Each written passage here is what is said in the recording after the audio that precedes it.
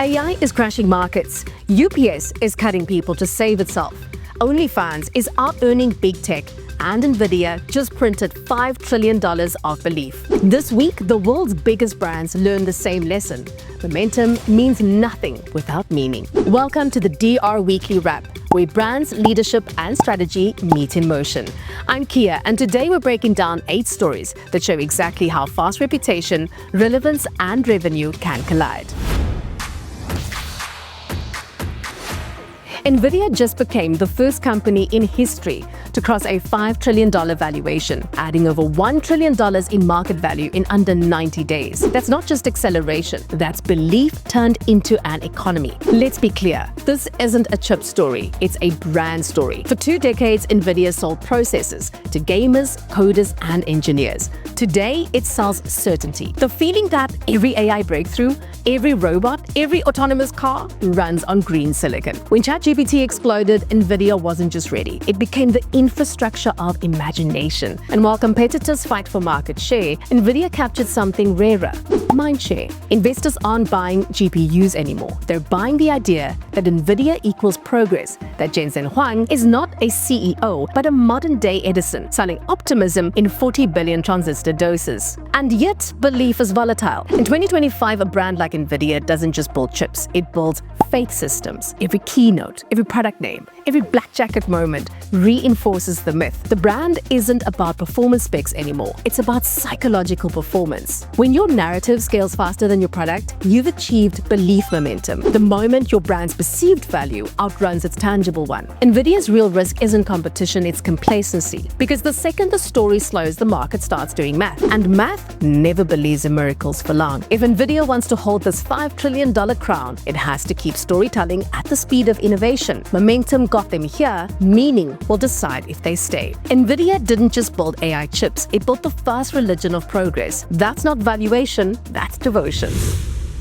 UPS just cut 48,000 jobs, the biggest workforce reduction in its modern history. The company calls it a strategic realignment, but to most of the world, it looks like a brand trying to deliver profits while dropping its people. UPS says this move will save $3.5 billion by 2025, reduce its dependence on Amazon, and future-proof operations. Operationally, it's a clean move. Emotionally, it's chaos. Because for over a century, UPS built its reputation on one promise: reliability.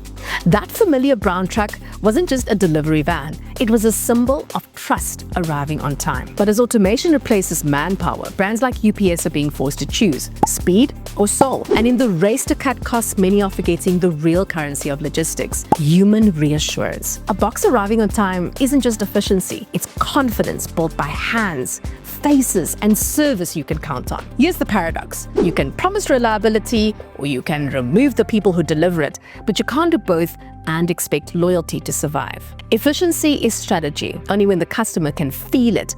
If all they feel is absence, you've optimized the wrong thing. UPS's next challenge isn't operational, it's emotional. They must transform cost-cutting into clarity. Fewer routes, but better ones. Less volume, more value. Because if they don't, they risk becoming the world's most efficient company at losing relevance. Automation may make packages move faster, but it doesn't make customers care faster. Efficiency may please investors, but empathy builds brands. And in a world run by algorithms, reliability still wears a human face.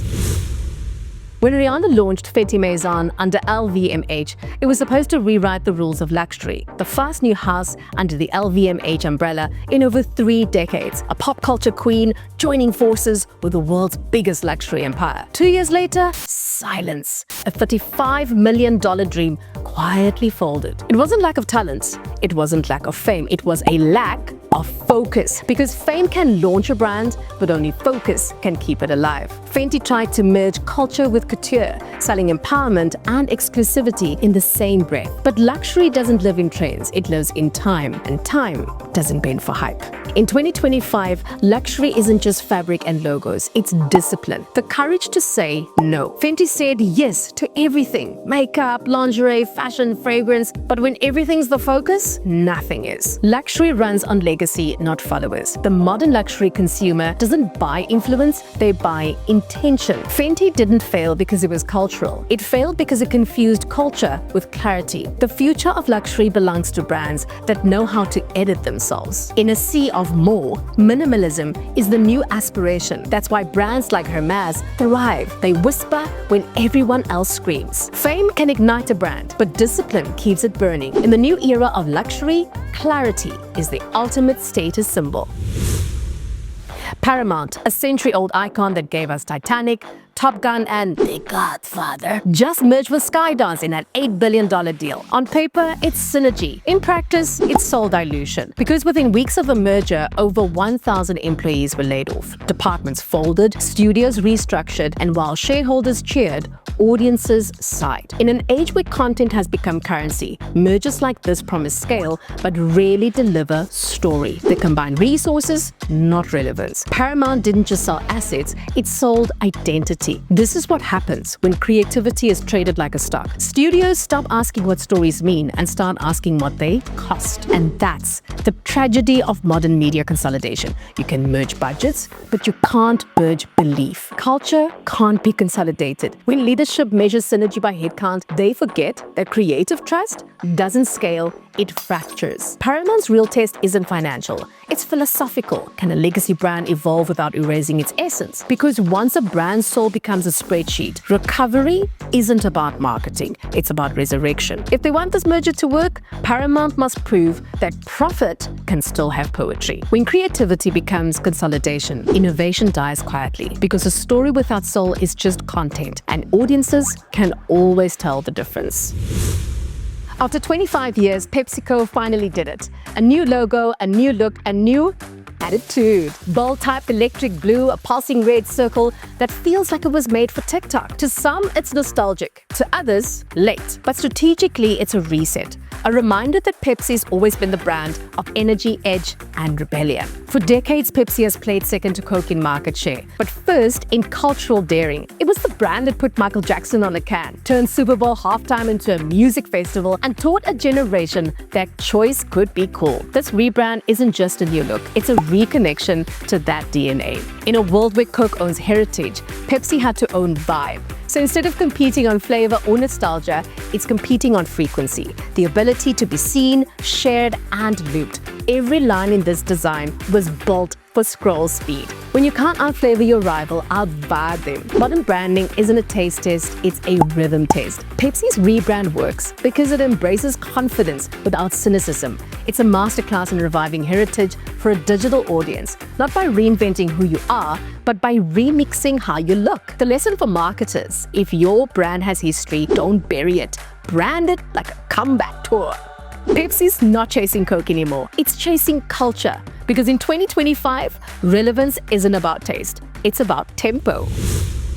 While Silicon Valley giants cut tens of thousands of jobs, one platform quietly did the opposite. OnlyFans, once dismissed as a niche site, has become an $8 billion global brand empire. No investors, no venture capital, no algorithm chasing, just creators, content, and control. In a landscape built on attention, OnlyFans built something rarer: autonomy. It didn't sell ads or engagement metrics, it sold ownership.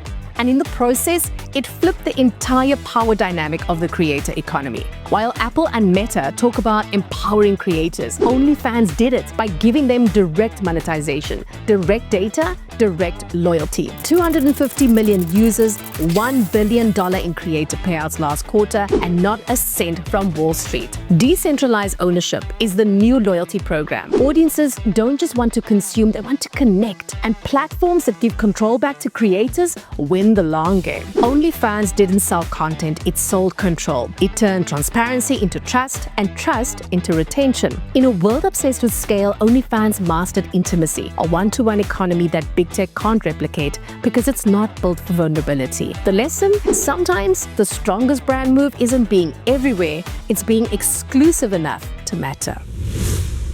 Imagine turning your wedding into a marketing campaign. One man did, and made $1 million in earned media doing it. A groom in California sold ad space on his wedding suit to 26 AI startups. From ChatGPT plugins to obscure automation tools, every patch on his tuxedo was a sponsorship. The internet called it desperate. Marketers called it genius, because within 48 hours, every major tech publication had covered it. The story generated more reach than most funded startups get in a year, all for the cost of a tux and a wedding hashtag. This is what guerrilla marketing looks like in 2025. Not billboards, not ad spins, moments engineered to hijack attention in real time and convert curiosity into clout. It's ridiculous. It's brilliant.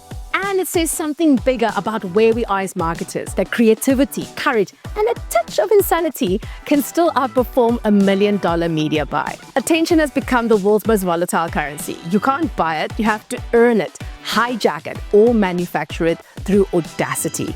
Every viral stunt walks a fine line between smart and stupid, but this one proves that bold ideas don't need big budgets, they need big context. When creativity taps into cultural tension, like AI hype meets wedding spectacle, it doesn't just trend, it transcends. The takeaway? Don't compete for attention, design moments that demand it. In the age of zero-budget storytelling, creativity is still the cheapest currency, and when done right, it's priceless. After 2 decades of rivalry, Xbox just announced the unthinkable. The console wars are over. For the first time ever, Microsoft will release select Xbox exclusives on PlayStation and Nintendo. At first glance, it looks like surrender. In reality, it's evolution. This isn't about giving up, it's about growing up. Microsoft has realized something most brands never do. The competition doesn't always mean combat. Sometimes peace is the most profitable play. Because here's the truth, the real battlefield isn't hardware, it's ecosystem. And Xbox's ecosystem, Game Pass, cloud gaming, cross-platform play, doesn't end at the console anymore. By opening the gates, Microsoft's not losing territory, it's expanding the map. Platforms beat products. When your value lives in access, not exclusivity, collaboration becomes the ultimate form of domination. Xbox's move is a masterclass in brand maturity. It signals a shift from ownership to omnipresence, from my players to the player generation. While rivals chase hardware sales, Xbox is building infrastructure, a global, brand-agnostic ecosystem that could define gaming's future. This isn't brand surrender, it's brand sovereignty, choosing to lead by inclusion. Xbox didn't end the console war, it evolved it. Because in 2025, real power isn't control, it's collaboration. This week's proved one thing. The line between crisis and breakthrough is clarity. UPS cut to survive. Nvidia soared on story. Rihanna learned that fame fades without focus. Pepsi showed us nostalgia can be strategy. And Xbox reminded the world that sometimes peace is the power move. In every case, the winners weren't the loudest, they were the clearest. Because clarity cuts deeper than hype. It tells the market exactly who you are and what you stand for when the noise gets loud. Every brand faces its own inflection point, the moment where momentum meets meaning. Some will scale faster, others will scale smarter. But the ones that last are the ones that stay understood. Because in a world obsessed with speed, understanding is the new advantage. At DesignRush, that's what we study. The signals behind the stories, the patterns that shape what's next, and the lessons brands leave behind. Every week we decode not just what happened, but what it means. Because when stories move markets, the brands that understand the story first win. So if you build brands, lead teams, or live at the intersection of creativity and commerce, subscribe to DesignRush and stay ahead of the next billion-dollar decision. Because in this industry, clarity isn't a buzzword, it's a survival skill. And the next story we cover could be yours.